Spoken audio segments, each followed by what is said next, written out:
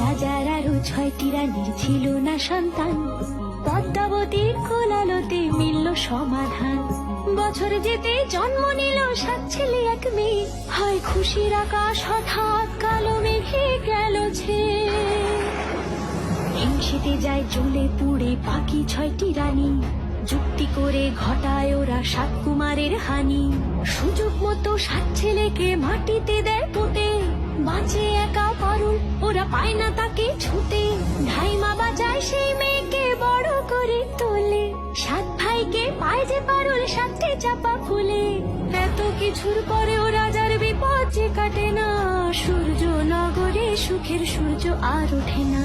হিংসা বিবাদ বিচ্ছেদ আর প্রেমের কাহিনীতে পারুল বোন কি পারবে 7 ভাই চম্পাকে জাগাতে?